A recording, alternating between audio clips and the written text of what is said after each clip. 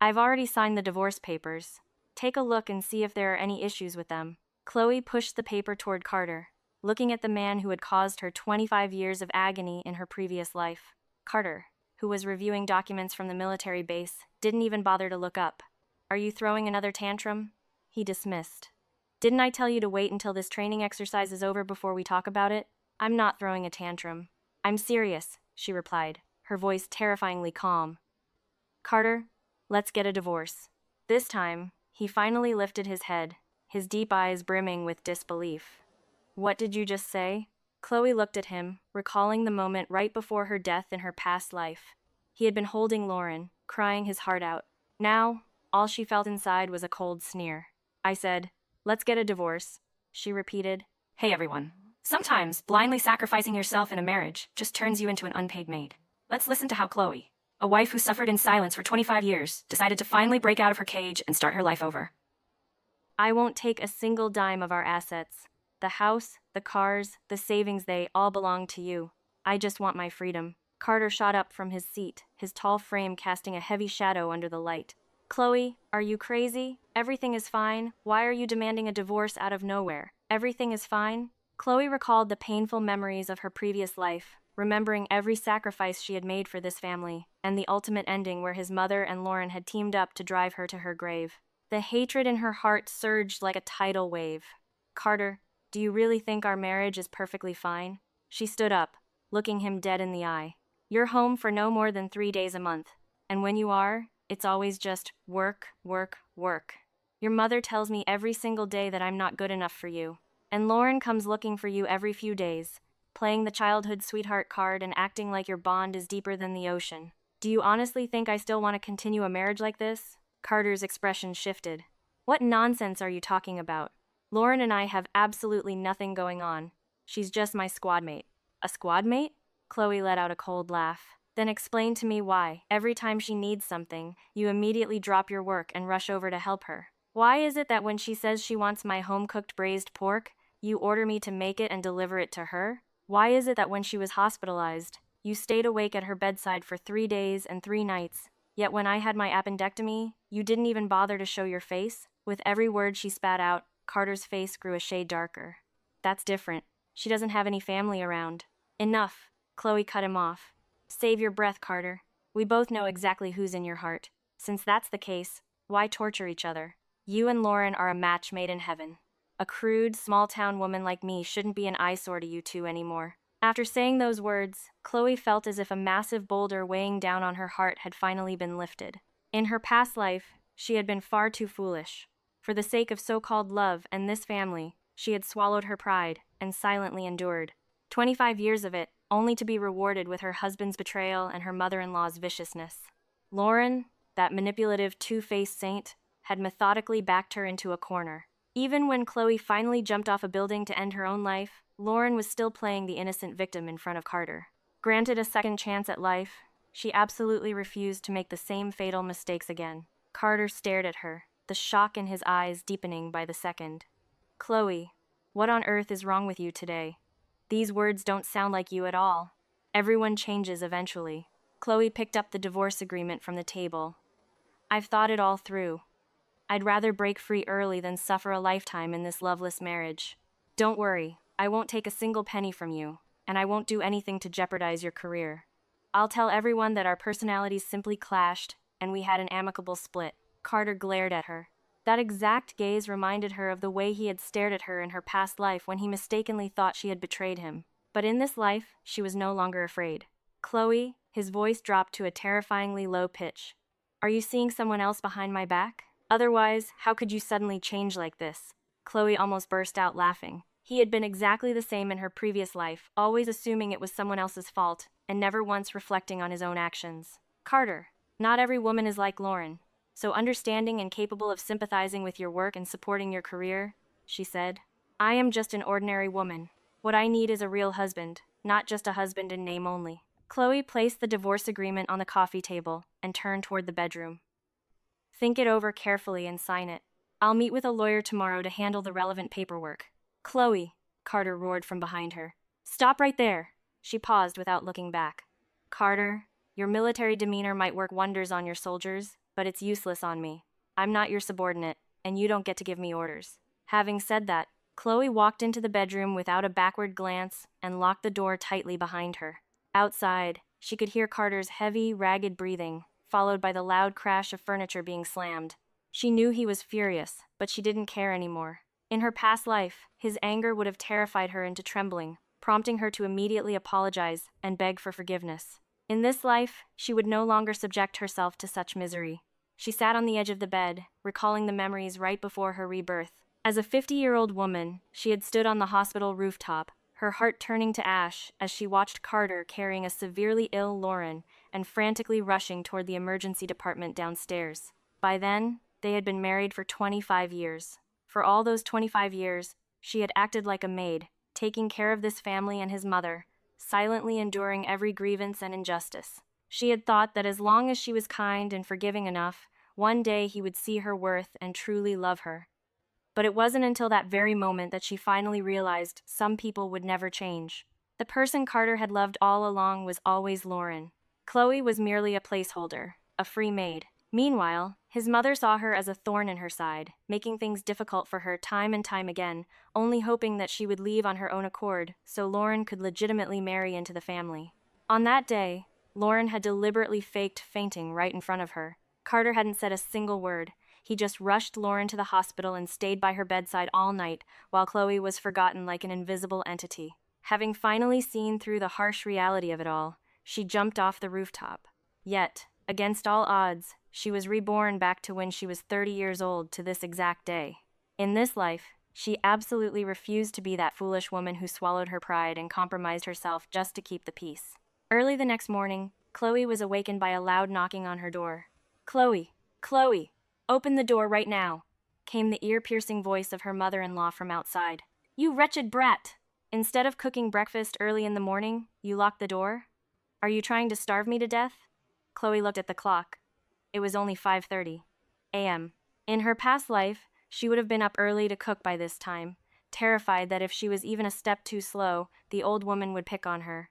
That old woman was cunning and bitter, never once showing her a kind face. All the dirty, exhausting chores fell into Chloe's hands, and at the slightest opportunity, her mother-in-law would declare that Chloe wasn't worthy of her precious son. In this life, on what grounds did she have to serve that woman?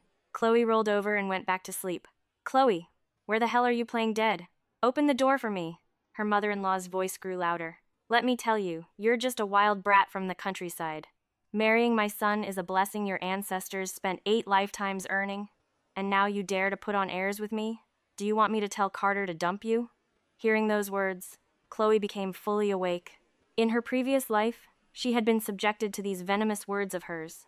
She had been hurt by those venomous words countless times, yet she had always swallowed her pride, never daring to fight back. She had been terrified that Carter would abandon her over his mother's complaints. But thinking about it now, this marriage had always been one in name only. What did she have to fear anymore? She stood up and opened the door. Her mother-in-law was standing outside, fuming. As soon as she saw Chloe, she started cursing. "You wretched brat, what are you faking sick for so early in the morning? Hurry up and cook, I still have to go feed the chickens." "Mrs. Davis," Chloe looked at her, her tone incredibly calm. "From now on, please just call me Chloe. Don't call me a wretched brat anymore. Also, you can handle the cooking yourself from now on. I'm not doing it anymore." Her mother-in-law was stunned for a moment before flying into a rage. "What did you say?" "Say that again." "I said I'm not cooking for you anymore," Chloe repeated. "If you're hungry, you can cook for yourself or ask your precious son to do it for you. You're rebelling." The older woman was so furious, her face turned pale.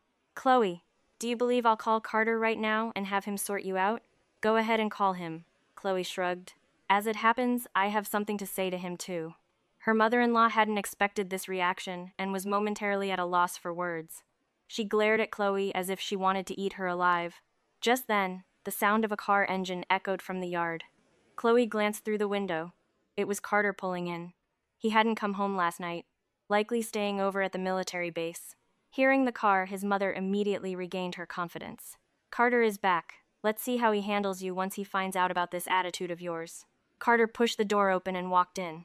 His expression was grim, and it was obvious he hadn't slept well the night before. "Mom, why are you up so early?" His voice sounded strained and tired.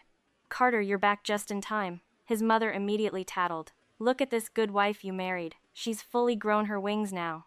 She won't even cook for me, and she dares to talk back. I think she's picked up bad habits out there. You need to teach her a proper lesson. Carter looked at Chloe, a swirl of complex emotions in his eyes. Chloe, come here. I need to talk to you.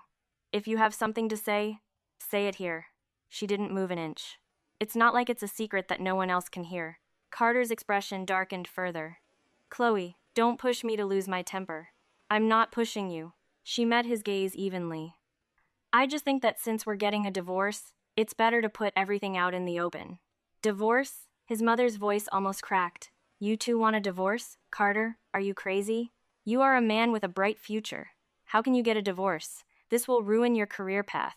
Chloe let out a cold laugh. Look at that. All this woman cared about had never been Carter's happiness, but solely his career prospects. As for Chloe's own feelings, the older woman had never once taken them into consideration. Mom, go back to your room and rest first. Chloe and I need to talk in private for a moment, Carter said, a hint of helplessness in his voice. Absolutely not. Mrs. Davis vehemently objected. How can you hide something so important from me? I am your mother. I have the right to know.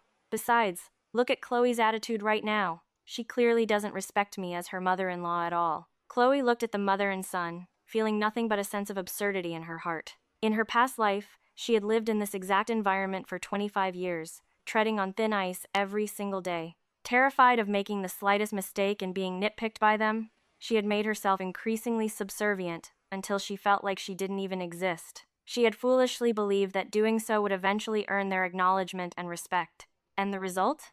The more she compromised and swallowed her grievances to keep the peace, the more they pushed their boundaries. In the end, she didn't even have her basic human dignity left.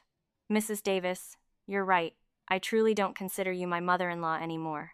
Chloe looked at Mrs. Davis, her tone incredibly serious. Because we are about to get a divorce, I have no reason to pretend to be the obedient daughter-in-law anymore. Carter's mother was so furious at her words that she almost passed out.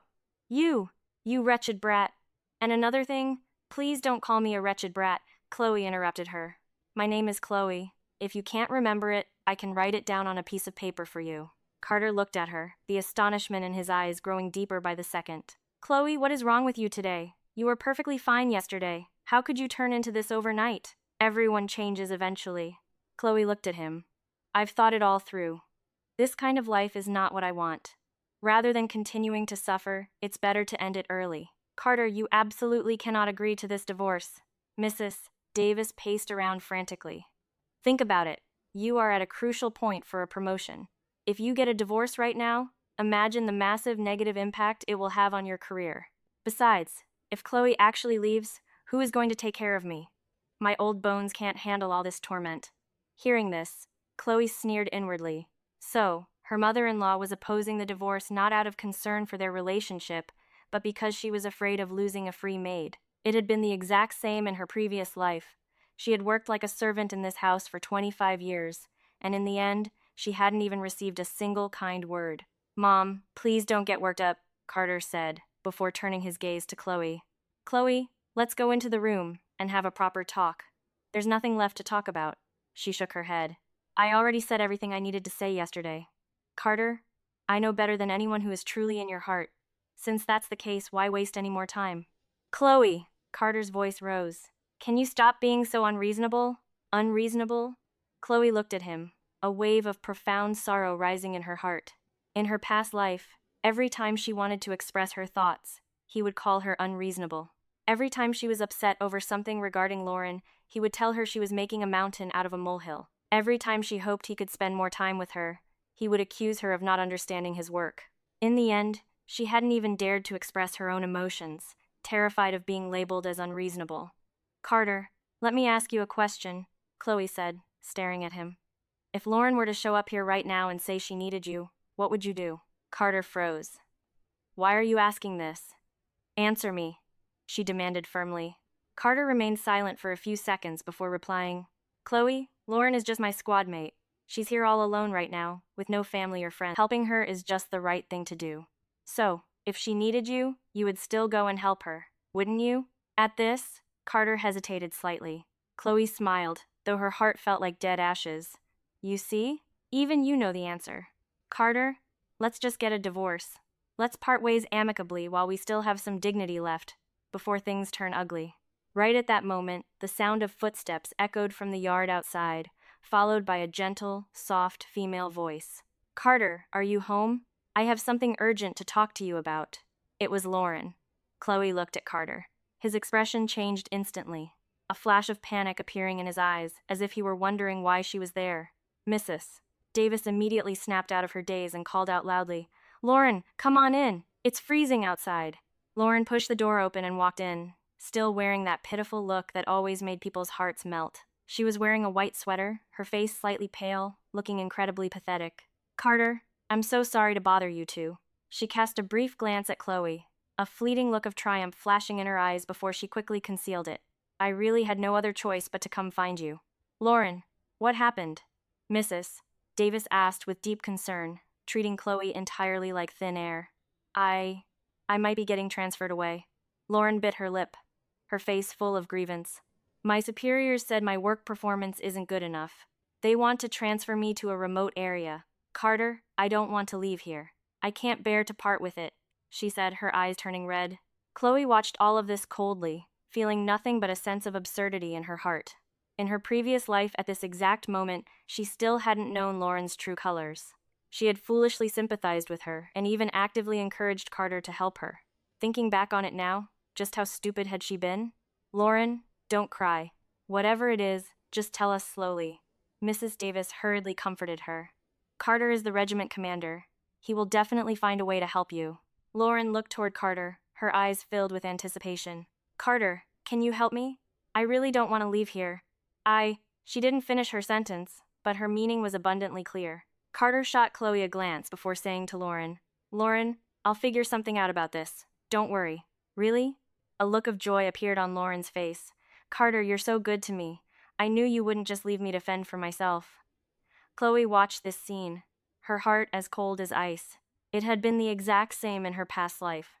Whenever something happened to Lauren, Carter would drop everything to help her, while Chloe remained forever the forgotten one. Carter. Chloe spoke up, her voice incredibly calm. Now can you answer my previous question? If Lauren needs you, what will you do? Carter's expression turned exceedingly grim. Chloe, stop causing a scene. I'm not causing a scene, she looked at him. I just want you to understand that there is no longer any possibility between us. Since you already harbor someone else in your heart, stop taking up my space.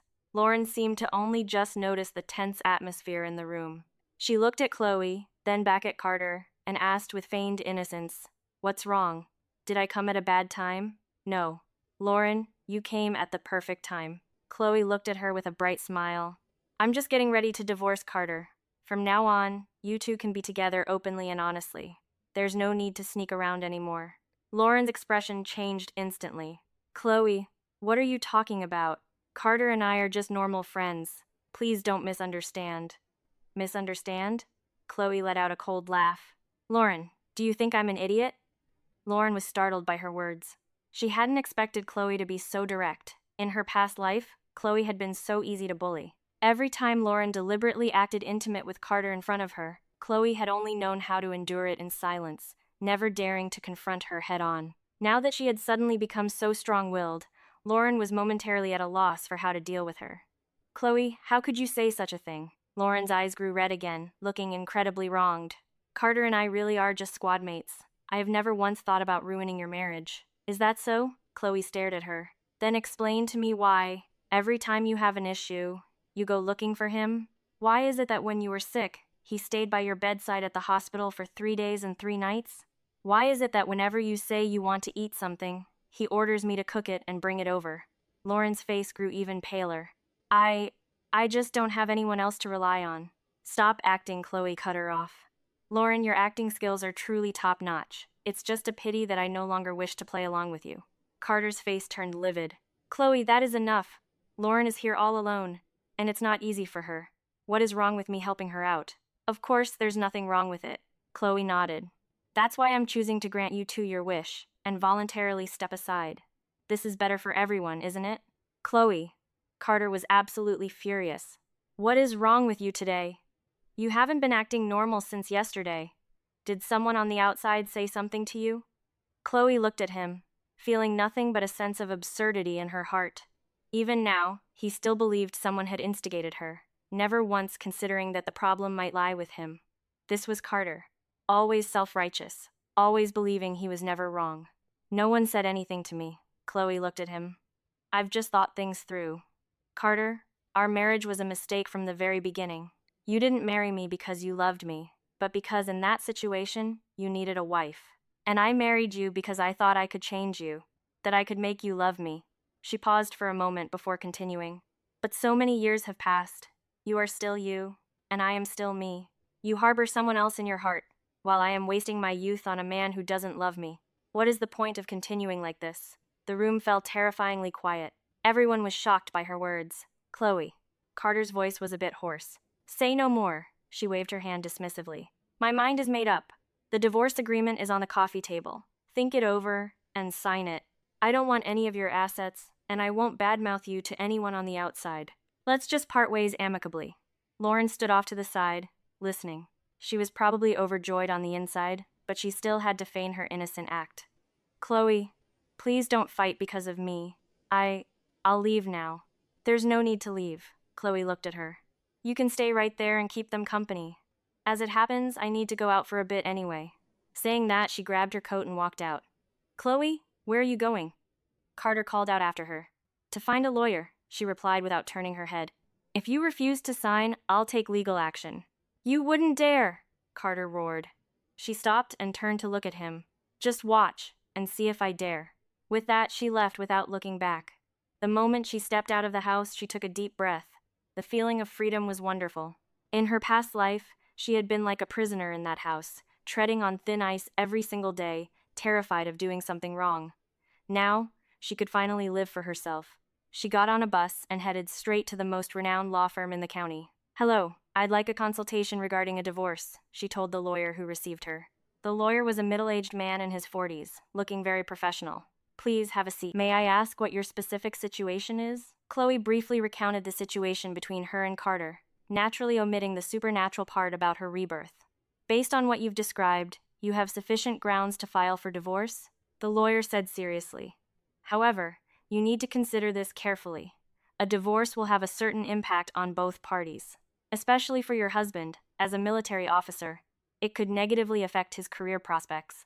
I know, she nodded, but I've made up my mind. What are the required procedures? The lawyer explained the divorce process in detail and the documents she needed to prepare. She carefully noted down every single detail. Stepping out of the law office, Chloe felt much more relieved, but she knew the real battle was just beginning. Carter wouldn't agree to the divorce easily, not because he loved her, but for the sake of his pride and career.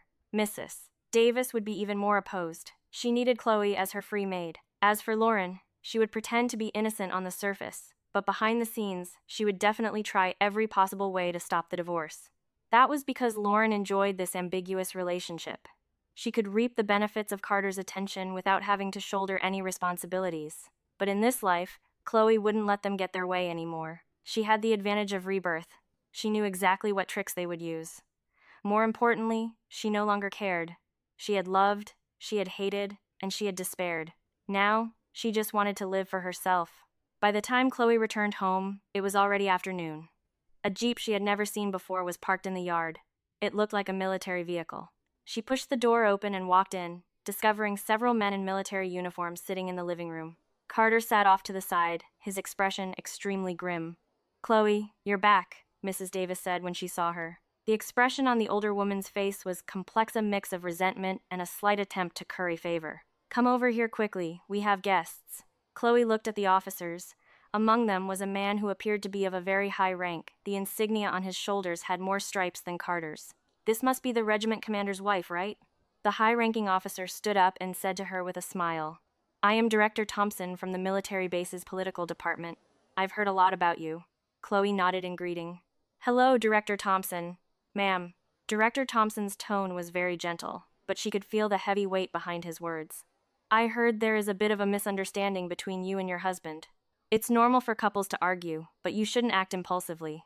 Comrade Carter is at a crucial stage in his career. A harmonious family is very important for his work. Chloe understood immediately. Carter had brought in people from the organization to put pressure on her. It was a masterstroke, exploiting her concern for his future to stop her from getting a divorce. In her past life, this tactic would have definitely worked on her. Back then, she had still loved him and couldn't bear to actually ruin his career. But things were different now. Director Thompson, you're right. A harmonious family is indeed very important. Chloe looked at him, her tone completely sincere. But if there is no love between a husband and wife, forcing the marriage to continue does no one any good. Rather than letting a loveless marriage drag his work down, it's better to end it early so he can devote himself entirely to his career. Director Thompson was visibly stunned, clearly not expecting her to say such a thing. Carter's face turned even uglier. Chloe, what are you talking about? Carter demanded. I'm telling the truth. She looked right at him. Carter, ask your own consciencedo you love me? Carter was rendered speechless by her question. You see? Even he can't answer it himself, Chloe said, turning back to the older officer. Director Thompson, do you see any meaning in a marriage like this? Director Thompson looked a bit awkward. He had come here to persuade them to reconcile, never expecting to run into a situation like this. Ma'am, feelings can be nurtured over time, he tried to persuade her. Director Thompson, I have spent years trying to nurture them, Chloe cut him off. But some people harbor someone else in their hearts. There is simply no room left for me. Rather than continuing to suffer like this, it's better to break free early. Right at that moment, Lauren walked out of the kitchen, holding cups of tea in her hands. Please have some tea, officers, she said gently, then looked over at Chloe. Chloe, you're back. I noticed there wasn't any tea left in the house, so I went out to the street to buy some. Her words were incredibly cunning. It simultaneously showed off her own thoughtfulness while highlighting Chloe's shortcomings as the hostess. Director Thompson accepted the tea, looked at Lauren, and then looked back at Chloe. A flash of realization crossed his eyes. He was a seasoned veteran in his line of work. What hadn't he seen? It only took him a single glance to understand exactly what was going on. And this is? He asked. I'm Lauren, Carter's squad mate. Lauren introduced herself. I was just transferred here, and I'm still getting my bearings. Thankfully, Carter has been helping me out. Director Thompson nodded without saying a word, but the way he looked at Carter shifted slightly. As the director of the political department, these kinds of love triangle affairs, he had seen too much. The marital issues of military personnel had always been a core focus of the unit's management because they directly affected the image of the soldiers and the overall stability of the military. Comrade Carter, Director Thompson set his teacup down, his tone growing a bit sterner. I hope you can handle your family relationships well. A military family should be harmonious and stable. This is not just about your personal career prospects, but also about the image of the military. Carter's face turned pale. Director, There's no need to explain. Director Thompson stood up. I can see that the situation here is quite complicated. That I must remind you that as an officer, your every word and action represents the image of the People's Army. I hope you will handle this carefully. After saying that, he looked toward Chloe. Ma'am, I understand your situation. If you truly cannot live together anymore, making a decision early on is for the best. Dragging things out indefinitely does no one any good.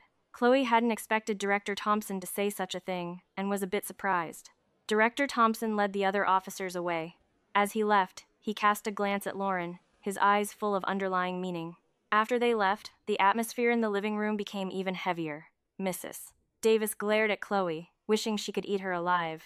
Chloe, look at what you've done. You even alarmed the higher-up leaders. Are you trying to ruin Carter? It's not that I want to ruin him. It's his own choice, Chloe said, looking at Carter. Even Director Thompson can see right through it now. Are you still going to keep up this act? Carter remained silent for a long time before suddenly speaking up. Lauren, you should head back first. Lauren looked a bit unwilling. Carter, Go back first. Carter's voice was exceedingly stern. Lauren gave Chloe a wronged look before leaving. Mrs. Davis was also sent back to her room by Carter. Only the two of them were left in the living room. Chloe, what exactly do you want? Carter looked at her, his eyes filled with exhaustion and anger. Are you only going to be satisfied when you've made such a massive scene that things are beyond saving? I'm not making a scene, she looked at him. I just want an answer. Carter, do you actually love me? Carter looked at her, the emotions in his eyes highly complex. He stayed silent for a very long time, so long that she thought he wasn't going to answer. Chloe, what is love? He suddenly spoke, his voice slightly hoarse. We've been married for so many years. You take care of me and this family, and I respect you and protect you. Is that not love? She looked at him, a wave of profound sorrow rising in her heart. Carter, what you're talking about is called duty, not love. She shook her head. What is love? Love is when your heart races just by seeing the other person. Love is being willing to give up everything for them. Love is protecting that person even if the whole world is against it. Have you ever felt this way about me? Carter was left speechless by her questions. You haven't, she answered for him. But you have that with Lauren. Every time she comes looking for you, you immediately drop your work and rush over to her. Every time she cries, you get more anxious than when I suffer grievances. Every time she needs something, you grant it without hesitation. You have never done these things for me. Carter's face grew even uglier. That's not the same. Lauren, she what? Chloe cut him off. She's all alone? She has no one to rely on? Carter, you have found so many excuses for her, but you have never managed to find a single excuse for me. Carter opened his mouth but couldn't form the words. I understand, she nodded. Deep down, you know perfectly well that the person you love is her, not me.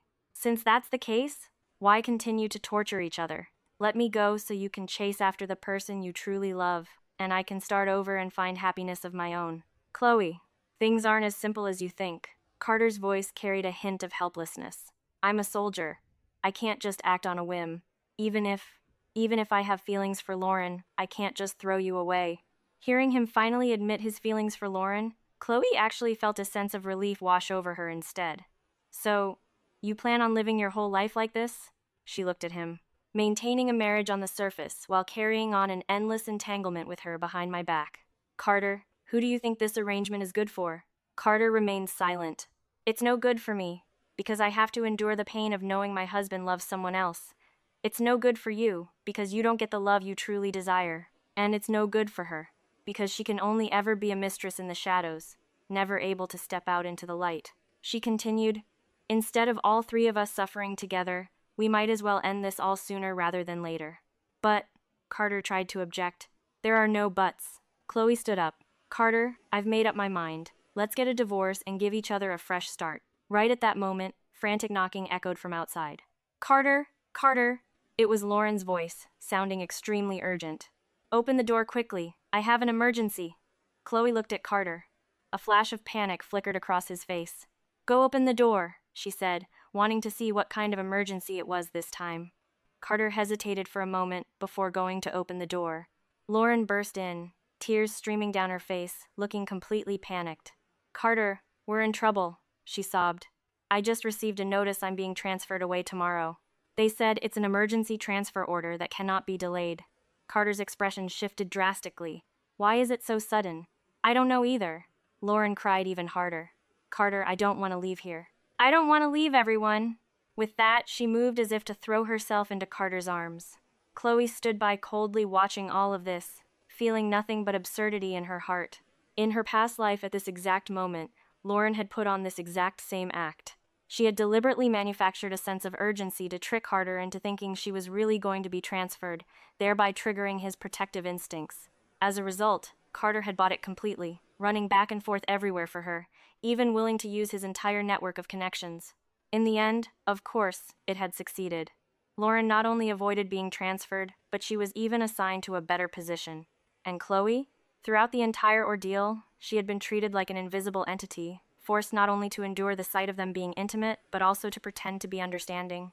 In this life, she would absolutely refuse to play along with their little act. Lauren?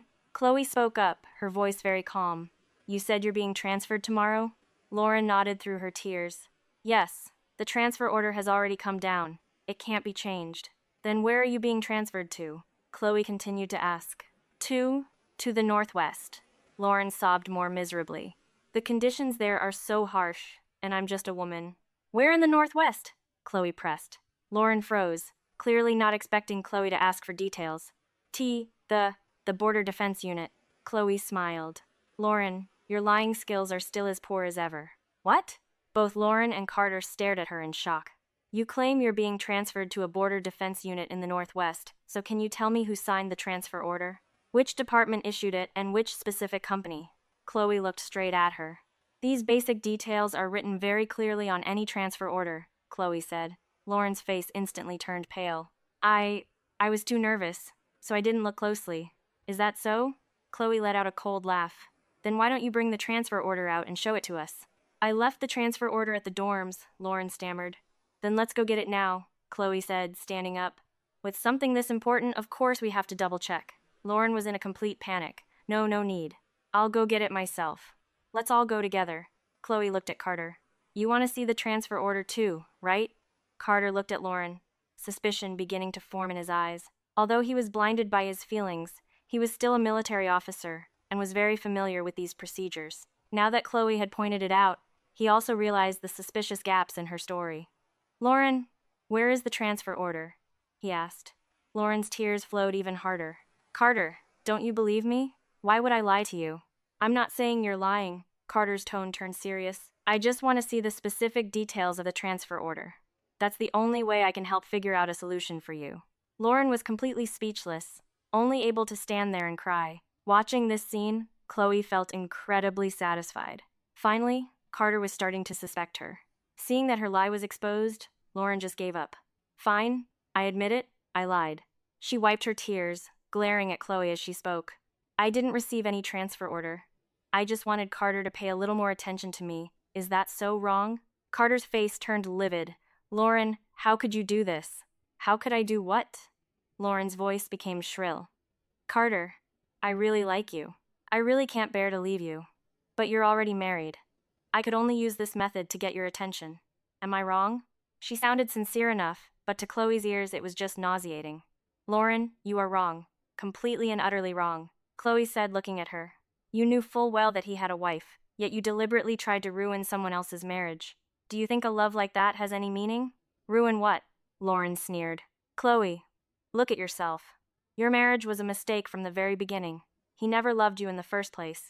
He only married you because of the circumstances at the time. Now that he's met the person he truly loves, why can't you just step aside and let him be happy? Step aside? Chloe almost laughed out loud. Lauren, you sure know how to paint yourself in a good light. Do you think you even deserve those words? Why wouldn't I deserve them? Lauren lifted her chin. Carter and I are childhood sweethearts. We are the real couple. You're just the third party who wedged yourself in the middle. Childhood sweethearts? Chloe looked over at Carter. Then tell me, since when did you two know each other? Lauren froze. 10. We've known each other since we were kids. Liar. Chloe exposed her immediately. Carter enlisted when he was 16 and has been in the military for over 10 years. You two only met last year when you were transferred to his unit. Where did this childhood sweetheart nonsense come from? Lauren's face grew even uglier. So what? It's still better than you. You're just a country bumpkin. What gives you the right to marry Carter? The right comes from the fact that I am his legally wedded wife. Chloe stared at her. Lauren, no matter how much you look down on me, that fact won't change. If you want him, you'll have to step over me first. You. Lauren was so furious at Chloe's words that she couldn't speak. Standing off to the side, Carter listened to their conversation, his expression worsening by the second. Enough! Carter suddenly exploded. Everyone, shut up! Both Chloe and Lauren stopped and looked at him. Lauren, you go back first. Carter's voice was incredibly exhausted. I need to think this over carefully. Carter, Lauren still wanted to say something more. Go back! Carter's voice was stern. Lauren gave Chloe a wronged look before leaving. Only the two of them were left in the living room. Carter sat on the sofa, holding his head in his hands, looking completely agonized. Chloe, are you satisfied now? He lifted his head to look at her, his eyes full of anger and despair. You've shredded my last bit of dignity. I didn't shred your dignity. You threw it away yourself. She looked at him. Carter, what is a man's greatest dignity? It's loyalty. It's responsibility. It's carrying the weight of his family. You hurt your own wife time and time again for an outside heiress that what you call dignity? Carter remained silent. I know you are suffering inside, Chloe continued. You love someone but can't be with her openly and honestly. But that is not an excuse for you to hurt me. I never intended to hurt you. Carter's voice was very low. Chloe, I know you've suffered a lot of grievances over the years, but I really didn't know what to do.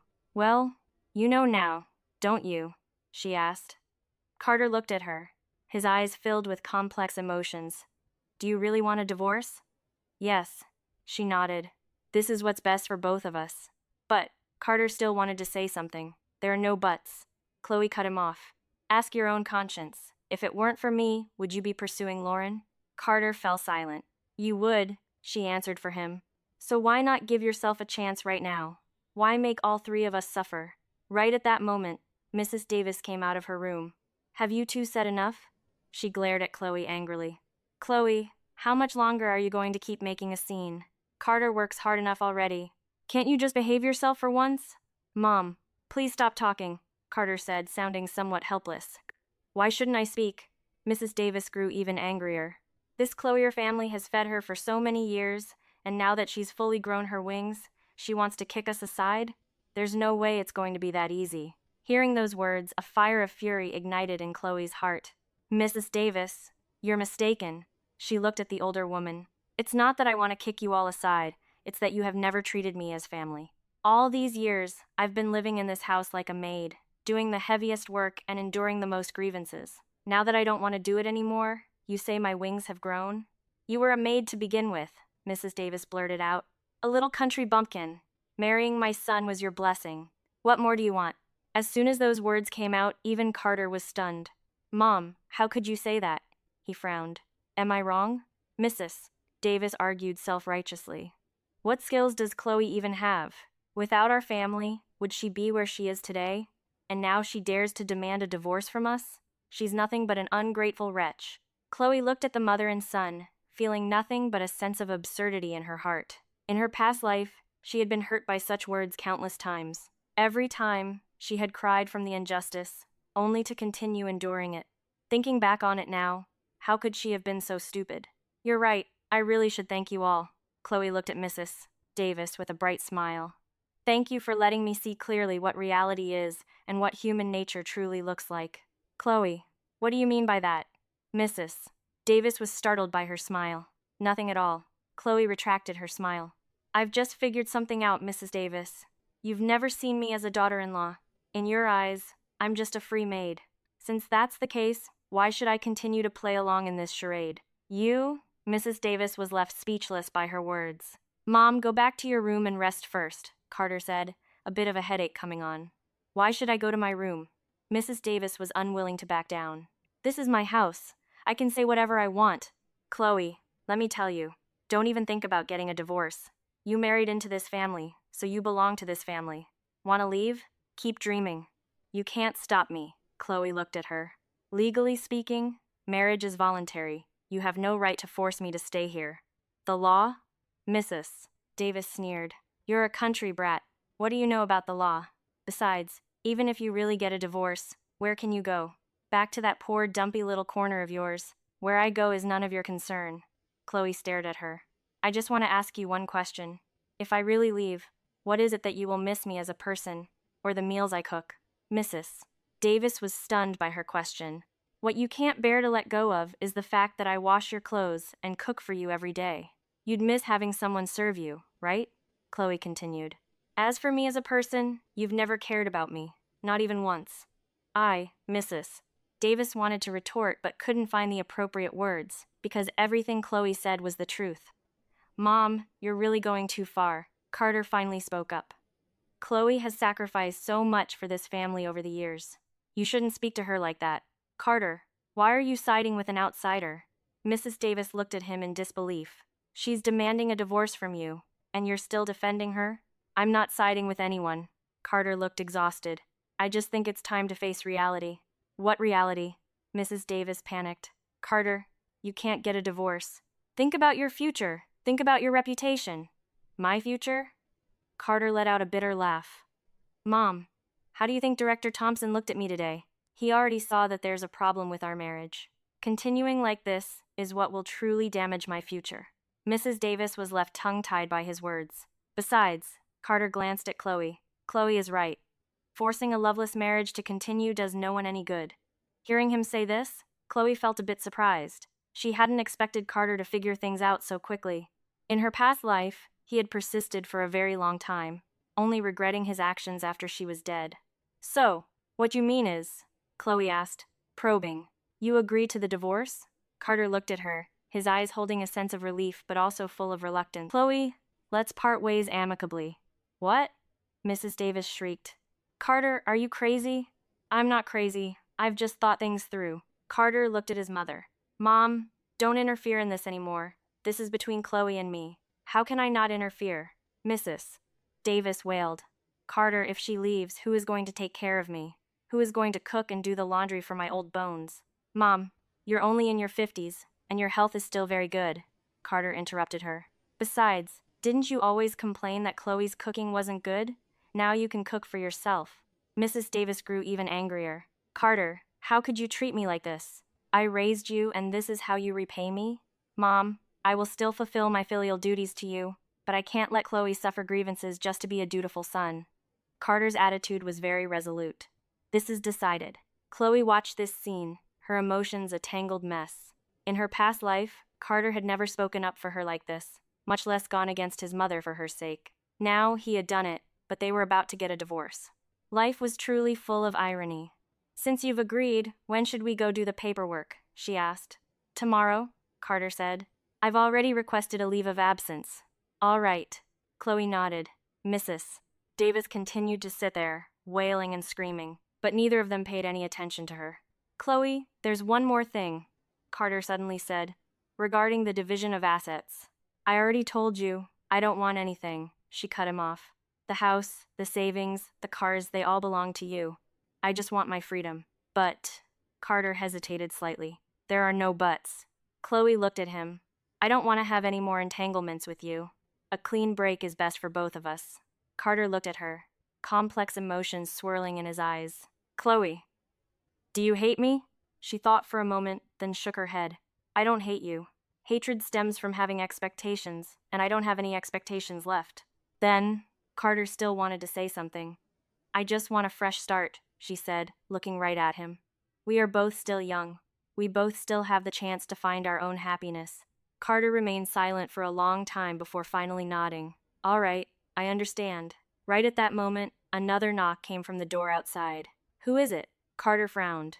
I'll get it, Chloe said. She went to open the door and found a few familiar neighbors standing there.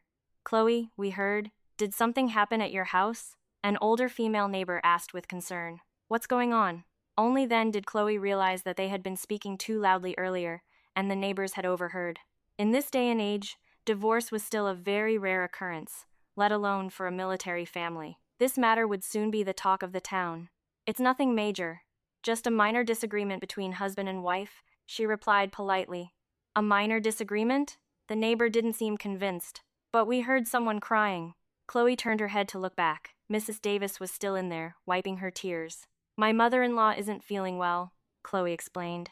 Thank you for your concern, but we'll get it sorted out. Although the neighbors still wanted to pry, seeing Chloe's resolute attitude, they felt it wasn't appropriate to ask further and had no choice but to leave. It seems this will spread like wildfire soon enough, Chloe said as she returned to the living room, looking at Carter. Are you mentally prepared? Carter nodded. I knew this day would come. Since the decision has been made, there's no regretting it. Chloe looked at him, suddenly feeling a strange sensation in her heart. This version of Carter seemed slightly different from the one in her past life.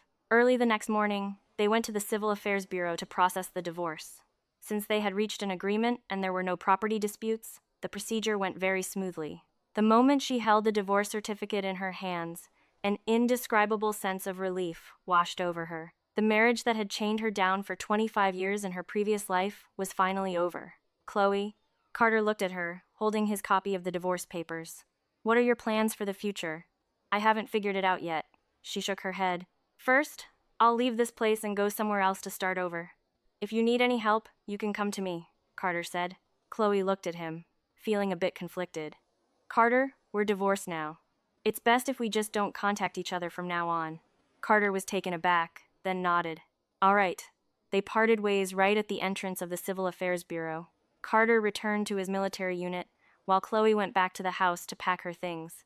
The house was already in complete chaos. Mrs. Davis was throwing all of Chloe's clothes onto the floor, cursing as she threw them. You ungrateful little wretch. Our family fed you for so many years, and this is how you repay us? Chloe ignored her and quietly gathered her belongings. In truth, she didn't have much, just a few sets of clothes, some books, and a few personal items. She finished packing very quickly. Chloe, let me tell you right now, Mrs. Davis pointed at her. Don't even think about taking a single thing from this house. Even that suitcase was bought by my family. You're not allowed to take it. Chloe looked at the suitcase in her hand and set it down. Then what should I use to pack my things? She asked. What you use is your business. In short, you are not allowed to take anything from my house, Mrs. Davis said self-righteously. Chloe smiled, walked into the kitchen, and grabbed an empty rice sack. I suppose this will do, right? She asked. Mrs. Davis was so infuriated by her action that she was left speechless. Chloe shoved all her clothes and belongings into the rice sack, picked it up, and prepared to leave. Chloe, wait! Mrs. Davis suddenly called out to her. Chloe turned her head to look at her. Are you really leaving? Her voice had softened a bit. Yes, Chloe nodded. Then if you leave, who is going to cook? Who is going to wash the clothes? Mrs. Davis panicked slightly.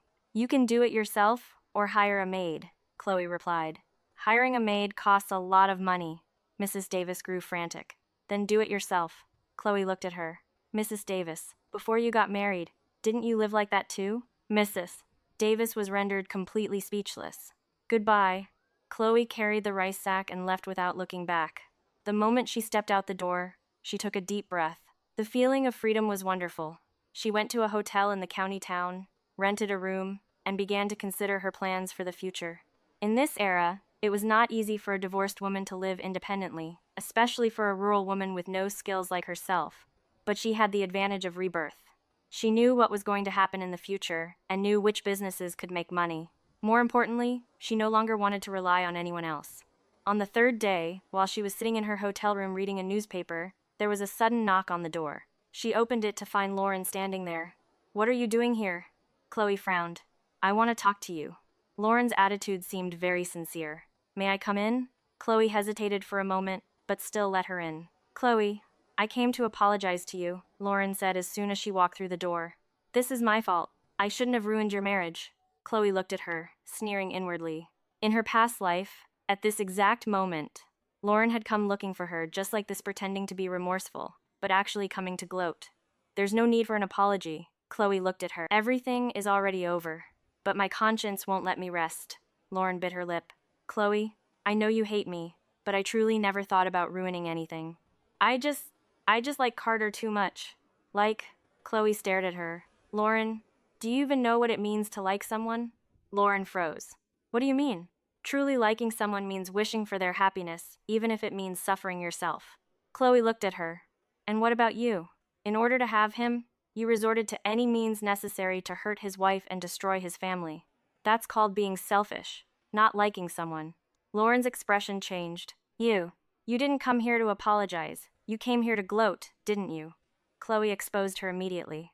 You wanted to tell me that you won, that you finally got Carter. Having her true intentions called out, Lauren's face grew even uglier. Chloe, don't go too far. Too far? Chloe laughed. Lauren, who do you think is going too far here? Me, the wife who was forced into a divorce? Or you, the third party who wedged her way in? I am not a third party, Lauren said agitatedly. I am a better match for Carter than you are. Whether you're a good match or not isn't up to you to decide. Chloe looked at her. Lauren, I can tell you one thing. Although Carter agreed to the divorce, deep down, he might not be truly ready to accept you. Devon was stunned. What do you mean by that? Men are all the same. The one they can't have is always the best. Chloe stared at her. When you were someone he couldn't reach, you were perfect in his eyes.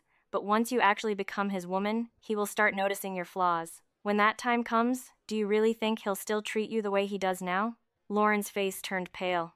You're talking nonsense. Whether I'm talking nonsense or not, time will tell. Chloe looked at her. Lauren, do you really think Carter will marry you? This statement hit Lauren's weak spot, because deep down, she wasn't sure either. Carter might have feelings for her, but considering his status and career prospects, would he really marry a woman who had ruined someone else's marriage? He will. Lauren's voice was a bit weak. Is that so? Chloe smiled. Then I'll wait to see your wedding. Lauren shot her a sharp glare, then turned and walked away. Watching Lauren's retreating figure, a wave of immense satisfaction surged in Chloe's heart. In her previous life, she had been bullied so miserably by this woman. In this life, she absolutely wouldn't let Lauren have it easy. Furthermore, everything Chloe had said was the truth. Carter might have feelings for her, but given his personality and circumstances, would he really dare to marry her? The answer was a resounding no. In her past life, Lauren had waited for Carter for 15 years, only to ultimately see him marry someone else. In this life, Chloe believed the outcome wouldn't be much different. Half a month later, Chloe received some unexpected news. Carter was getting married. The bride wasn't Lauren, but the daughter of the military base's commander. The news surprised her a bit, but upon further reflection, it made perfect sense. Although Carter had feelings for Lauren, he valued his career even more. The commander's daughter was not only a perfect match in social standing, but could also be a tremendous help to his career. The rational choice was all too clear. As for Lauren, perhaps even now she was still waiting for Carter's proposal. Ironically, the person who relayed this news to Chloe was none other than Mrs. Davis. "Chloe, have you heard? Carter is getting married." Mrs. Davis's voice over the phone sounded complicated. "The bride is the commander's daughter. She's very beautiful and well-educated." "Congratulations to him." Chloe's voice was very calm. You don't have anything else to say?" Mrs. Davis was a bit surprised. "What is there to say?" "Just wishing him happiness," Chloe said. "Mrs. Davis, did you call me just to tell me this?" Mrs. Davis fell silent for a moment. "Chloe, how are you living these days?" This took Chloe slightly by surprise. Mrs. Davis had never cared about her well-being before. "I'm doing all right," she replied briefly. Do you have a job yet, Mrs. Davis continued to ask. "Yes, I do." Chloe had indeed found a job working as a sales clerk at the county's supply and marketing cooperative. It was hard work, but the income was stable. "That's good then." Mrs. Davis's voice carried a hint of relief. "Chloe, even though we aren't family anymore, I still hope you live well." Chloe was somewhat surprised, not expecting Mrs. Davis to say such things. "I wasn't good to you before. I was always picking on you," Mrs. Davis continued. "Thinking back on it now, you stayed in our house for so many years and truly suffered a lot of grievances." "Let's not bring up the past anymore," Chloe said. "Everyone makes their own choices. There's no need for regrets." "Chloe?" Mrs. Davis's voice choked up a bit. "Can you forgive me?" Chloe stayed silent for a while before saying, "Mrs. Davis, I have never hated you. I just feel that some people are simply not meant to be family." "I know." Mrs. Davis's voice was very low. "Chloe, you have to take good care of yourself." Hanging up the phone, Chloe felt a bit conflicted. She hadn't expected Mrs. Davis to apologize to her, much less show such concern for her life. Perhaps people only knew how to cherish things once they lost them, but none of that mattered anymore. The past was in the past. It was best to let it go. A few more days passed. While Chloe was working at the supply and marketing cooperative, she suddenly spotted a familiar figure. It was Lauren. She looked incredibly haggard. Her face was pale, and her eyes were red and swollen. It was obvious she had been crying a lot. She was buying some daily necessities, and when it was time to pay, she saw Chloe. "Chloe?" Lauren was a bit surprised. "Why are you here?" "I work here," Chloe said calmly. "What would you like to buy?" Lauren looked at her, her eyes filled with complex emotions. Have you heard the news? Carter is getting married." "I heard." Chloe nodded. "Congratulations to him." "Congratulations?" Lauren's voice carried a sharp edge. "Chloe, does it really not bother you at all?" "Why should it bother me?" Chloe looked at her. "We're divorced. Who he marries has absolutely nothing to do with me." But, I thought." Lauren's tears began to fall again. "I thought he was going to marry me." Chloe looked at her, a hint of pity swelling in her heart. Although she didn't like Lauren, seeing her in this state, she couldn't help but find her a bit pitiful. "Lauren, do you understand now?" Chloe said. "Carter never once thought about marrying you. You were just a dream to him, an unrealistic dream." "No," Lauren said agitatedly. "He loves me. I know he loves me." "Perhaps," Chloe nodded. "But love does not equate to marriage. He might love you, but he won't marry you, because marrying you does nothing to help his career." Hit right where it hurt by Chloe's words, Lauren cried even harder. "Chloe, why would you say that? Do you just want to see me make a fool of myself?" she asked through her tears. "I don't want to see you make a fool of yourself." Chloe shook her head. "I just hope you can see reality clearly. Lauren, you're still young. You still have a chance to start over. Don't waste your youth on a man who isn't worth it." Lauren looked at her, her eyes full of astonishment and confusion. "You? Why are you telling me this?" "Because we are both women." Chloe looked straight at her. "Even though I don't like you, I don't want to see any woman destroy herself over a man." Lauren froze. She hadn't expected Chloe to say such things. "Chloe," her voice was barely a whisper. What should I do?" "Start over." Chloe looked at her. "Forget Carter. Forget this whole affair. Go find a man who truly loves you and is willing to marry you. Lauren stayed silent for a very long time before finally nodding. I understand. She paid for her items, took her things, and left. Watching her retreating figure disappear, Chloe felt an indescribable sensation in her heart. Perhaps this was the true meaning of rebirth, not for revenge, but so that everyone could live a better life. A few months later, Chloe heard the news that Lauren had requested a transfer to another city. Carter's wedding was held on a grand scale, and the bride was indeed very beautiful. As for Chloe, after working at the cooperative for a year, she used her savings to open a small shop selling daily necessities and miscellaneous goods. Business was booming, and her income grew steadily. More importantly, she met a very good man. He was a high school teacher in the county, refined, polite, and he treated her incredibly well. He knew she was divorced, but he didn't mind at all. He said the past should be left in the past. He only cared about the Chloe standing before him today. They dated for a year before getting married. The wedding was simple but incredibly warm. Standing at the altar, Chloe recalled all the suffering of her past life, a multitude of emotions surging within her. Reborn into a new life, she had finally found her own happiness. As for Carter, perhaps he would also find happiness on the path he had chosen. And as for Lauren, Chloe hoped she could step out of the shadows and start over as well. Such is life, people come together and part ways. There is suffering, but there is also joy. The most important thing is to have the courage to live for oneself. As you can see, a woman's worth isn't measured by how much she can put up with. When respect is gone, walking away is the only way to save yourself. What do you think about Chloe's decision? Let's jump into our second story. Betrayed by her fiancé and best friend, Zinnia gets a second chance. But instead of seeking revenge, she steps aside and lets their own greed ruin them. Let's dive in. The day Zinnia refused to give up her fiancé to her best friend, the city volunteer, Alara threw herself into the river in a moment of foolishness. Her fiancé, Ronan, held Zinnia's hand tightly, comforting her and telling her not to blame herself. Later on, Zinnia and Ronan entered the business world together and made a fortune.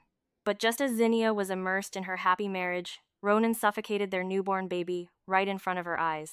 In her final moments, as he pushed her to her death from a high-rise building, he finally told her the truth. You were the one who killed Alara. It turned out that the depths of his love for her best friend were matched only by the depths of his hatred for Zinnia and her child. When Zinnia opened her eyes again, she had gone back in time, right to the exact moment her best friend was begging Zinnia to give up her fiancé. Zinnia, please give Ronan to me, Alara pleaded. Everyone already saw me dripping wet, hugging him. If Ronan can't marry me, I really won't have the face to look at anyone ever again. I'd rather just disappear from this world. Alara knelt on the ground before Zinnia, crying pitifully, looking incredibly fragile and heartbroken. She bashfully recounted her grievances and helplessness, hoping Zinnia would fulfill her wish. Meanwhile, Ronan stood right next to them, watching with a gaze full of worry. Zinnia glanced over and noticed his hands twitching slightly. It was obvious he wanted to help the kneeling Alara up. Zinnia's father was the town mayor and had a keen ear for news. He had told her a long time ago that the city volunteers would soon be returning home. In her previous life, Zinnia had acted out of kindness, wanting Alara to have a smooth and easy return to the city. Unfortunately, Alara didn't appreciate the favor. But it made sense. After all, she had had her eyes on Ronan for a long time. Working as a clerk at the local general store, Ronan would always bring rare goods like sugar, soap, and lotion whenever he visited Zinnia's house. Since she and Alara were best friends, Zinnia would often share a portion of these items with her. She never expected to be repaid with the betrayal of a backstabbing snake. Thinking back on it, the amount of nice things Alara had in her possession suddenly increased later on. She guessed the two of them had been sneaking around behind her back for a long time without her knowing. Zinnia, you're my best friend. How can you bear to let the whole town gossip about me? Alara sobbed. Zinnia sneered inwardly, but on the outside, she acted attached and reluctant, forcing out a couple of tears. Alara, of course, I can't bear to let people talk about you. Tearing up, Zinnia looked over at Ronan. Ronan, Alara is a girl after all, and she has suffered quite a bit of humiliation. I guess I have no choice but to give you up to her now. You must promise never to let her suffer any wrongs in the future. I suppose we were just not meant to be. Ronan opened his mouth and reached out, about to say something. Tesk. Zinnia had thought Ronan was so deeply in love with Alara that he wouldn't marry anyone but her. Now, it seemed his love only went so far. At a time like this, he was actually hesitating. Zinnia chuckled to herself. Of course he had to hesitate. Her father was the town mayor, after all. Over the past few years, it was thanks to her father's connections that Ronan had been living so comfortably, thriving like a fish in water in their town. Now that Zinnia's usefulness hadn't been fully drained yet, he naturally couldn't bear to let her go. But she was in no mood to keep putting on an act with him. Feigning heartbreak, Zinnia covered her face, crying as she ran outside. Naturally, she purposely chose to run where the crowd was thickest. It was the busy harvest season, so she ran straight to the fields and threw herself into her mother's arms. "Mom!" Zinnia managed to call out before breaking into heavy sobs. "Oh my, what kind of grievance has our Zinnia suffered? Come on, tell Auntie all about it. There are so many of us here. We will definitely get justice for you." The women working the harvest with her mother immediately gathered around with concern. Zinnia wiped her tears and forced a smile. "Auntie, I'm fine," Zinnia said, forcing a smile. "Since Alara can be with Ronan, I'm just so happy for them." The women working in the fields exchanged uneasy glances before cautiously looking over at Zinnia's mother. "Martha," one of them asked hesitantly, "weren't Ronan and your Zinnia about to discuss marriage?" Zinnia's mother's expression darkened instantly, but she quickly and decisively spoke up. "Our Zinnia is a proper girl, and she is still young. Her father and I want to keep her at home for another 2 years. We haven't discussed marriage with anyone." Since Zinnia's mother had practically laid down the law, everyone naturally understood that the engagement between Zinnia and Ronan was effectively called off. Aunt Susan was the quickest to react, letting out a loud laugh. That's right. Zinnia is still young. Such a beautiful, blooming girl should naturally be kept at home for a few more years." Zinnia's mother pulled her along as they headed home. Meanwhile, the women in the fields seized the opportunity to gossip enthusiastically, gathering around to talk about Alara and Ronan. Consequently, in less than half a day, the entire town knew about their little love story. In her heart, Zinnia secretly sneered at Alara. "Didn't you want to marry Ronan so badly? I'm giving you that chance. I'll just sit back and watch how far you two scumbags can actually go." Once they were home, her mother called her father back from work. After hearing Zinnia explain the whole situation from beginning to end, her father's eyes widened in shock. "That Miller boy is absolutely worthless," he fumed. "If I hadn't thought he treated you well, I never would have agreed to let you marry him. And now look at him, daring to humiliate you in public. I will definitely make the Millers give you an explanation." Zinnia quickly pulled her father back. "Dad, actually, I was the one who agreed to give Ronan up to Alara." Her parents exchanged looks, their faces full of confusion. Zinnia proceeded to tell them everything that had been happening between the two over the past few days. Her mother trembled with anger, and her father's face turned grim. "The Millers have acted out of line," her father stated firmly. "Logically and emotionally, they are in the wrong. I'm going to get ready to head over to their house and officially call off the engagement right now." Zinnia's mother chimed in coldly. "Aren't the Millers still waiting for you to write that letter of recommendation for the town committee? Our family's status is far too low and humble. We wouldn't dare write a recommendation letter for the great young master of the Miller family." Zinnia couldn't hide the smile tugging at the corners of her lips. Her father was a kind-hearted man with high prestige in the town. Promising Zinnia to Ronan had always been a huge bargain for the Miller family. With the title of the mayor's future son-in-law, Ronan had often used this connection to throw his weight around town. Alara was a city volunteer sent to the countryside. It sounded noble and prestigious, but in reality, her life was quite miserable. Alara's parents favored boys over girls. Unable to bear sending their precious son to the countryside, they had coaxed and tricked Alara into taking his place. From then on, they hadn't bothered to check up on her at all. Normally, Alara survived purely on the small supplies Zinnia's family provided and her own pitifully low work points. But it had to be said, Alara still had some skills. At least in the eyes of others, she managed to maintain the image of a pampered only child from a wealthy city family. Now, Zinnia was really looking forward to the show. Ronan's mother was notoriously greedy, famous for it for 10 miles in every direction. Now that Ronan was throwing away a diamond to pick up a pebble, Zinnia wondered how Alara would handle the impending torment from her future mother-in-law. Speak of the devil, Mrs. Miller soon showed up knocking at their door, dragging Ronan by the ear and carrying a messy pile of gifts. "Oh, my dear in-laws," Mrs. Miller wailed as soon as the door opened. "I am so truly sorry. It's all because of that little tramp, Alara, seducing my son. Please, rest assured, I have always seen Zinnia as my own flesh and blood. Our two families are already engaged. There's no reason to just casually back out of it now." Mrs. Miller's narrow eyes were full of calculation. It was laughable that she still thought her acting was incredibly sincere. She pushed Ronan forward to stand right in front of Zinnia. He stammered, Zinnia, I was just confused. The girl I really want to marry is you. Feigning helpless heartbreak, Zinnia wiped away her tears and collapsed onto her mother's shoulder, sobbing uncontrollably. Alara said it herself. Ronan already saw her body. If she doesn't marry him, her reputation will be completely ruined. Zinnia opened her red, swollen eyes and stared at Mrs. Miller. That is a human life, Auntie. I can't be so selfish as to ignore Alara's life or death. Besides, if Ronan truly refuses to marry Alara and she ends up doing something foolish out of despair, his future will be completely destroyed too. Zinnia's mother quickly chimed in. Zinnia makes a good point. The rumors are already spreading like wildfire. If Ronan doesn't marry Alara, he might even be accused of being a hooligan. The color drained from both Mrs. Miller's and Ronan's faces. The mother and son were inherently selfish and obsessed with their image. There was no way they would dare to shoulder such a criminal charge. To be honest, Zinnia didn't even care that much about Ronan. If Alara had just been upfront about her feelings for him from the very beginning, Zinnia might have even played matchmaker for the two of them.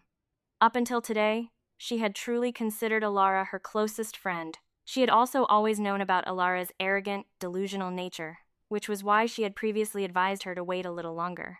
But Zinnia was no longer that foolish. Evil would be tormented by its own kind, and she was eagerly looking forward to seeing how Alara and Ronan's story would end. She certainly hadn't forgotten the words Ronan had spat at her after pushing her off that high-rise building in her past life. If it weren't for you, my wife would be Alara right now. It's all your fault she died. You and your child have to pay the price for her. Zinnia took a step forward, calmly stoking the fire of the Miller's ambitions. Auntie, please don't worry. Alara is an educated youth from a big city. She is so smart, and her family is very well off. My dad even said that the city volunteers will likely be returning home soon. When that time comes, you'll have a proper city daughter-in-law. But what happens when you realize this so-called city daughter-in-law is even poorer than the local villagers? What happens when your imaginary golden phoenix turns out to be nothing but a wild chicken? Now that will be a fun sight to see. Mrs. Miller's eyes lit up, her whole body suddenly trembling with excitement. Zinnia's mother shoved all the messy gifts right back into Mrs. Miller's hands, beaming with a wide smile. Congratulations! The Miller family is about to have a city daughter-in-law. We're all neighbors here. There's no need to bring all these things over. Please, take them back and use them to nourish Ronan's health, Mrs. Miller's eyes crinkled into a satisfied, greedy smile as she gathered her bags, big and small, and headed back home. Once she was out of sight, Zinnia's mother spat on the ground in disgust, grumbling to her husband. Look at what kind of people the Millers are. There's not a single decent person in that entire family. Thank goodness our Zinnia didn't marry into them. Zinnia really couldn't understand Alara's thought process. The day she fell into the water and was saved by Ronan, her body had been entirely exposed. The village was already buzzing with gossip about her. Then, after Zinnia had cried her way from one end of the town to the other, intentionally letting everyone know about Alara and Ronan's love affair, Alara's reputation had hit rock bottom. Any perceptive family with a son of marriageable age would strictly warn their boys, terrified that their foolish sons might get their souls snatched away by a vixen like Alara. Yet, Alara herself remained completely oblivious, smugly believing she had triumphed over Zinnia. Yet she still dared to run up to Zinnia and show off. Zinnia, so what if you are the town mayor's daughter? The one Ronan likes is me. The one who will marry him is also me. You can't compete with me. Zinnia looked at Alara as if she were looking at an idiot. She truly couldn't understand it. There were so many handsome and hardworking city volunteers in the town, yet Alara turned her nose up at them. She also looked down on the educated teachers. Why was she so fixated on a vain, fame-seeking guy like Ronan? Zinnia continued washing the clothes in her hands, deliberately using her washing paddle to splash dirty water onto Alara. What did you say? I didn't hear you clearly just now. Alara's expression changed. Just as she was about to open her mouth to curse Zinnia, she caught sight of someone approaching out of the corner of her eye. She instantly reverted to her pitiful, fragile demeanor. Zinnia, I know you still blame me for stealing Ronan away. But regardless, he has already seen my body. He said he has to take responsibility for me. If you want to blame someone, just blame me. Please don't hold any grudges against Ronan. After saying that, Alara even squeezed out 2 tears, making her act look incredibly well rehearsed. Before Zinnia could say anything, Aunt Susan, who had come to the river to wash her clothes, burst out laughing until tears streamed down her face. You're really hilarious, Alara. We're all thousand-year-old foxes here, so who are you trying to put on a show for? Aunt Susan spat disdainfully in her direction. Pfft, you don't even look in the mirror to see what kind of thing you are. With that, Aunt Susan affectionately pulled Zinnia's hand to walk somewhere else. Zinnia, dear, we can't associate ourselves too much with this filthy creature. Let's go, let's go. Alara widened her eyes, put her hands on her hips, and boldly declared, You people are just jealous of me. I am an educated youth from the city. I inherently have more education than you country bumpkins. And now I'm about to marry Ronan, so you all feel it's unfair in your hearts, don't you? Aunt Susan and the other aunties exchanged glances, unusually quiet for once. After all, who in this town didn't know that Ronan had a money-grubbing mother? And the only reason he had a good job was because Zinnia's father had recommended him. Aunt Susan said sarcastically, Oh, yes, yes, yes. You are so noble, so why are you out here washing clothes together with us muddy-legged country folks? Zinnia smiled as she watched Alara's face turn bright red. This time, Alara had seriously misjudged the situation. The women in the town, especially the older ones, were never easy targets to mess with. Alara wanted to retort but was intimidated by the fighting power of Aunt Susan and the other women. In the end, she had no choice but to tuck her tail between her legs and scurry away with a sheepish look on her face. Alara had her eyes on Ronan's material foundation, while the Miller family was eyeing Alara's status as a city volunteer. Regardless of what the townspeople thought, both sides were incredibly satisfied anyway. Alara was afraid Zinnia would regret her decision and snatch Ronan back, while the Millers were afraid Alara would return to the city and never come back. The two sides quickly hit it off and set a date for the wedding right away. However, Ronan was not a generous person, and Mrs. Miller was an even bigger penny pincher. The wedding of Alara and Ronan could only be described as incredibly sloppy. The Miller family merely hung a pair of scrolls in front of their door and pasted a few double happiness characters in the yard and inside the house. Even the wedding banquet was extremely shabby. The Millers' disdain for Alara was crystal clear to everyone in town. Furthermore, the so-called touching love story between her and Ronan from before had become a prime topic of gossip. During mealtimes, families in town seemed a lot more lively than usual discussing it. That Miller boy really doesn't know what's good for him, passing up the mayor's good and pure daughter, they would say. Instead, he stubbornly clung to that loose girl, Alara. Just looking at Alara, anyone could tell she wasn't the type to settle down. With that figure and those looks, oh my, do you think they've been sneaking around with each other for a long time? Yes, I'm absolutely sure of it. The day Alara fell into the water, there were so many aunts and ladies around. Yet how come the Miller boy was the only one who reacted so fast, diving right in to fish her out? It seems our sweet Zinnia was completely duped by the two of them. The gossip in the town grew day by day. Every time Mrs. Miller stepped out the door, she felt that the looks people gave her were somewhat strange. She was someone who cared deeply about her image. Even knowing Alara was a city girl, she couldn't help but harbor some resentment in her heart. Son, are you sure this Alara girl is the type to settle down and behave? Mrs. Miller asked. Ronan's face changed color. Mom, what are you saying? Alara is already a daughter-in-law of the Miller family. How can you say such suspicious things about her? Her son, who had always been filial, was now daring to lose his temper with his own mother over a woman who had just married into the family, Mrs. Miller also started to become dissatisfied. On top of that, ever since she married into the family a few days ago, Alara had been waited on hand and foot every single day. It was one thing that she didn't go down to the fields to earn work points, but at home, she didn't clean the house or cook either. Every matter, big and small, inside and out, was handled single-handedly by Mrs. Miller. At the dinner table, Mrs. Miller glared with furrowed brows, not showing a single trace of a good mood. Besides eating and sleeping, she's good for absolutely nothing, she grumbled. Alara pretended not to hear it. She picked up a slice of cucumber, but as soon as she brought it to her mouth, she couldn't help but dry heave. Mrs. Miller's expression instantly softened, becoming visibly excited. Alara, are you pregnant? Alara looked a bit shy, glancing at Ronan before lowering her head. Yes, Mom, you're about to become a grandmother. This time, Mrs. Miller truly protected Alara like a precious treasure, terrified that the precious grandson in her belly might suffer the slightest mishap. Walking in front of the townspeople, she also straightened her back and held her head high. Every day, she would go around bragging to anyone who would listen about how she was going to have a chubby little grandson. Hello, Mrs. Miller. Are you home? I came to bring your family some good news, Zinnia called out one day. The higher-ups have issued a notice. After the harvest season is over, the city volunteers will prepare to return to the city. Mrs. Miller's face blossomed into a radiant smile. It's so much trouble for you, Zinnia, to go out of your way to bring this news to our family. It's no trouble at all. The Miller family used to treat me well in the past, so letting you know is the least I can do, Zinnia replied smoothly. After all, she had been looking forward to the dog-eat-dog spectacle of the Miller family for a very long time. Knowing that the city volunteers would soon return to the city, coupled with the fact that Alara was pregnant with Ronan's child, Mrs. Miller truly considered Alara a lucky charm. She wished she could put her on a pedestal and worship her like an ancestor. This is wonderful.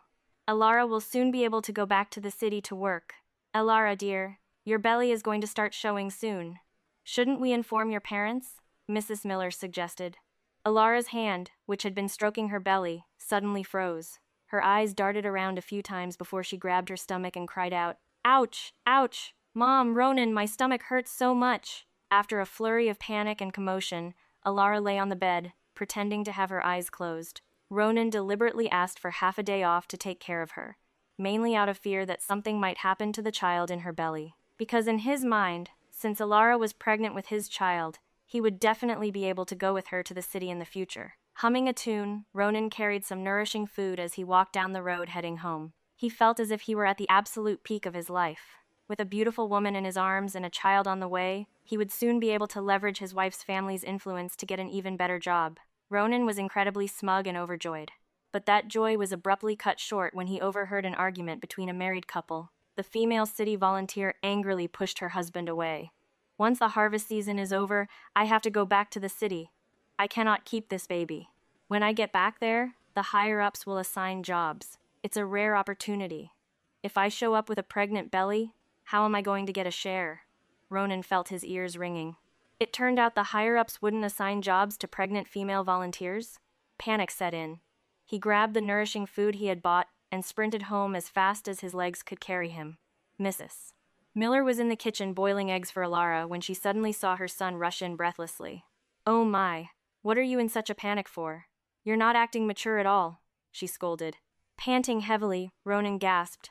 "Mom, it seems like the higher-ups won't arrange jobs for pregnant city volunteers." Mrs. Miller's face drained of color. "Are you sure?" Ronan's face darkened, and he gritted his teeth. "There's no mistake, Mrs. Miller fished the 2 boiled eggs out of the boiling water, soaked them in cold water, and slowly peeled them. Handing one to Ronan, she said with hidden meaning, "A person always has to learn how to grow up." Ronan's hand trembled violently as he took the egg. "Is there really no other way, Mom?" Mrs. Miller's face turned grim, and she shook her head. Little did they know, Alara had been standing outside the kitchen door for who knows how long. Separated by just a door, she heard the Miller mother and son scheme loud and clear. "Zinnia, I know I was wrong. I finally understand why you initially didn't want to let me marry Ronan. Please help me," Alara pleaded later, crying pitifully in front of Zinnia. But Zinnia didn't miss the venomous resentment hidden in the depths of Alara's eyes. Zinnia knew Alara all too well. This was a venomous snake disguised as a beauty. Right now, she was in a weak position, which was why she was begging for Zinnia's help. Once she survived this crisis, those venomous fangs would immediately snap at Zinnia's neck. Zinnia looked down at Alara, who was kneeling and crying until her nose was running, and shrugged with feigned helplessness. "This is your Miller family's business. There's nothing I can do to help. However, a smart city volunteer like you will surely figure out a way." After Alara returned to the Miller house, the moment she stepped through the door, she distinctly felt an indescribably awkward atmosphere filling the home. Ronan pretended to care, though his tone was actually laced with dissatisfaction. "Alara, where did you go? You didn't say a word to Mom or me. We were both so worried about you." Alara didn't answer. Her eyes were fixed on the packet of medicine in her mother-in-law's hands. Her tone was completely flat. "Are you sick, Mom? Why did you bring home a packet of herbal medicine?" Flustered Mrs. Miller hid the medicine packet behind her back. "This is a secret family remedy I asked around for from my maiden home. It's an excellent medicine to protect the baby." Alara smiled. "Thank you for caring about me, Mom." Mrs. Miller felt an inexplicable chill run down her spine. She looked up at the sky. It was clearly a bright, sunny day. However, when the autumn harvest was only about half a month away from finishing, news spread that something had happened at the Miller house. After drinking her mother-in-law's so-called baby-protecting medicine, Alara felt a sharp, cramping pain in her lower abdomen. Looking down, She realized her body was suffering severe trauma. She had already mentally prepared herself to lose this little life, but she hadn't expected the process to be so agonizing. Clutching her stomach with one hand, Alara desperately reached out to grab the hem of Ronan's shirt with the other. "Ronan, it hurts so much. Hurry, go call the clinic doctor to help me." Ronan just looked at her hesitantly. Mrs. Miller aggressively slapped Alara's hand away. She lowered her voice. "We've already come this far. If we go call a doctor now and the baby is somehow saved, everything will be ruined." Gritting his teeth, Ronan walked outside. Mrs. Miller estimated the time, waiting until it seemed about right before hurriedly rushing out after him. After all, she was playing the role of a mother-in-law who dearly loved her daughter-in-law. Alara looked at the empty Miller house with no one in sight. She struggled to drag herself out of bed, tumbling onto the floor, but she seemed to feel no pain. She tried her best to crawl toward the door, ignoring the visible trail of blood and trauma she left on the ground. In the countryside, there were always people around. Just as Alara crawled to the door, sharp-eyed Aunt Mary spotted her in a miserable, battered state. "Oh my, what happened to the city volunteer?" she gasped. "How did you end up in such a state?" Alara's weak, trembling hand grabbed the hem of Aunt Mary's shirt. Barely clinging to life, her voice was laced with sobs.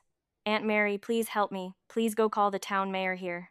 My mother-in-law and Ronan, they forced me to drink medicine to ruin my pregnancy. The doctor said before, it was a boy." By the time Aunt Mary called Zinnia and her parents over, the Miller house was in an irreversible state of chaos. The doctor who had been called over was cowering in a corner. In front of the house, Mrs. Miller was frantically swinging her fists, cursing loudly. "You jinx, what kind of nonsense are you spouting? It's clearly because you're useless, yet you dare to falsely accuse us of forcing you to get rid of the baby? Pfft, that was my own flesh and blood grandchild. How could I bear to do such a thing?"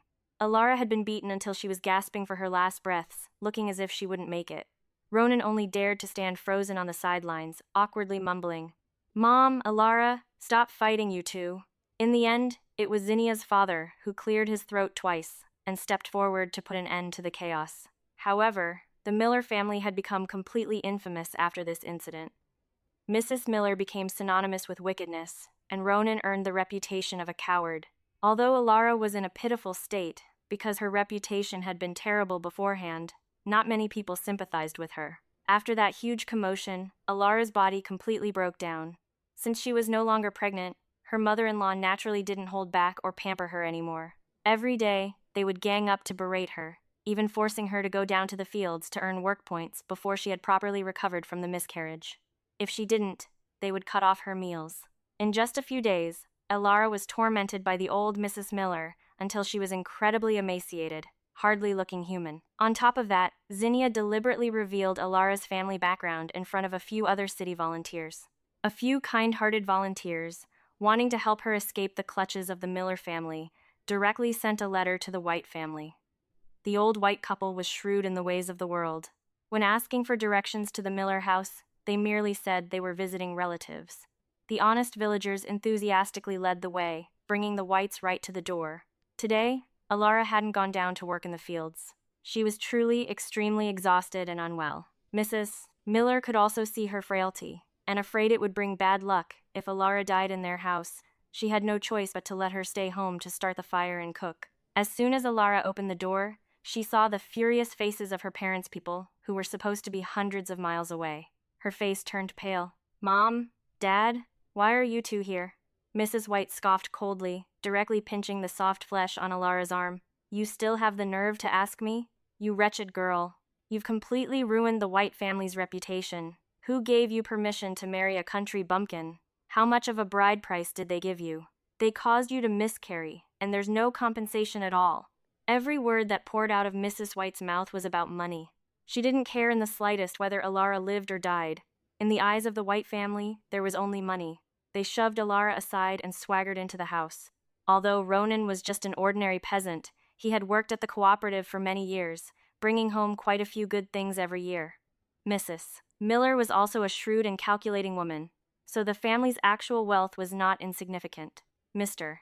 White and the younger members of the White family stormed into the rooms, rummaging through the drawers and wardrobes of the Miller house in the blink of an eye. Whenever they saw anything edible, usable, or valuable, they stuffed it all into their bags. While working at the cooperative today, Ronan had felt a restless, uneasy feeling in his chest. Little did he expect that as soon as he got home, he would find a group of strangers turning his house upside down. "Hey, who are you people? Who gave you permission to touch my family's things?" Ronan tried to snatch a piece of jewelry which had been carefully hidden for a long time back from Mr. White's hands. "Mrs. White sneered, her facial muscles twitching. "Who are we?" "I am your mother-in-law. You little brat, you got our Alara pregnant and then tricked her into secretly marrying you. And you still have the nerve to ask who we are?" Ronan's eyes widened in shock. No matter how he looked at them, the people in front of him didn't look like decent folks. At the very least, they were nothing like the sophisticated city people he had imagined. But how could he deal with a whole group of tall, burly White family members all by himself? Mr. White was also a worldly, cunning man. Taking a look around the Miller house, he knew they wouldn't be able to squeeze much of a bride price out of them, so he simply gave up on demanding it. With a wave of his hand, he swept up every last valuable item in the Miller house. Before leaving, he left behind one sentence. "You Miller boy, don't say we're marrying off such a beautiful daughter to your family. Us taking these few things is nothing." The White family's sheer numbers were overwhelming. Ronan didn't dare utter a single word. He could only swallow the bitter pill in silence, watching the White family pack their bags to the brim and leave. When Mrs. Miller returned from the fields, she was met with the sight of her empty house, looking no different from having been robbed. A breath caught in her chest, unable to escape, and she fainted right on the spot. Upon waking up and hearing Ronan recount the whole story, the old woman felt her heart clench in agony. She had never expected Alara to be a jinx who brought nothing but bad luck from beginning to end. What family background? It was all a scam. And now, all the wealth in the house had been completely wiped out by the White family. After this ordeal, Mrs. Miller hated Alara to the very core of her bones. Early one morning, Zinnia used a bit of saved-up money and left her hometown to start a business. Relying on her memories from her past life, she practically made a fortune. Later on, she even founded her own company. When Zinnia returned to her hometown once again, her assistant drove a car right up to her front door. The villagers had never seen a private car before. Looking at the piles of gifts overflowing from her trunk, everyone's eyes widened in amazement. "Oh my, we haven't seen Zinnia in a few years, and she's changed so much." It's true. The older she gets, the more beautiful she becomes, and her clothes are so elegant too. "Zinnia, dear, you must have made a lot of money working out there, right?" Zinnia smiled. "I just do a little bit of trading. It's not a lot of money. But my dad told me, no matter how much I make, I should never forget my roots. I brought back some local specialties. I'll have my assistant bring them over to you aunties in a bit."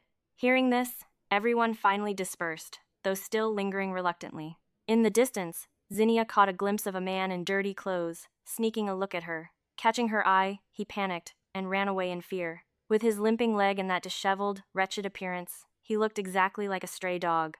Zinnia knew exactly who that man was, but at the dinner table, her mother simply remarked, "My daughter is truly blessed.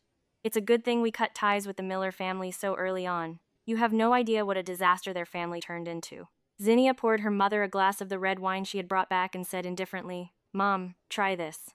Why let talk of irrelevant people ruin our appetite?" Of course, Zinnia knew perfectly well the extent of the chaos that had consumed the Miller family.